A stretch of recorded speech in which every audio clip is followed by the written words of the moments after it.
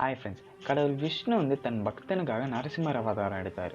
எங்கே எடுத்தார், எந்த இடத்துல எடுத்தாருன்னு தான் நான் அந்த வீடியோவில் காட்ட போகிறேன். வீடியோ கடைசி வரைக்கும் பாருங்கள். இரண்யகசிபுன்னு ஒரு அரக்கன் பல வருஷமாக பிரம்மனை நோக்கி தவம் இருந்து ஒரு வரம் வாங்குறான். என்ன வரம் வாங்குறான்னா, எந்த ஒரு மனுஷனாலையும் மிருகத்தினாலையும் இல்லைனா எந்த ஒரு ஆயுதத்தாலையும் தனக்கு சாவே வரக்கூடாதுன்னு வரம் வாங்குறான். அது பகலாக இருந்தாலும் சரி, இரவாக இருந்தாலும் சரின்னு சொல்லிட்டு ஒரு வரம் வாங்குறான். இவனுக்கு வரம் கிடைச்சதுக்கு அப்புறம் எல்லா தேவர்களையும் மனிதர்களையும் துன்புறுத்தி கஷ்டப்படுத்தி அடிமையாக்குறான். இந்த அரக்கனோட மகன் பேர் பிரகலானந்தா. இவன் தீவிர விஷ்ணுவோட பக்தன். ஆனால் இது அந்த அரக்கன் இரண்யகசிபுக்கு பிடிக்கல. ஒரு நாள் இந்த பையன் விஷ்ணு கடவுளை ரொம்ப பக்தியோட கும்புறதை பார்த்து இந்த இரண்யகசிபு கோவப்படுறான். கோவப்பட்டு உன் கடவுள் தூண்லையும் இருப்பான் துருமிலையும் இருப்பான்னு சொல்லிட்டு அங்கே இருக்க ஒரு தூணை உடைக்க போகிறான்.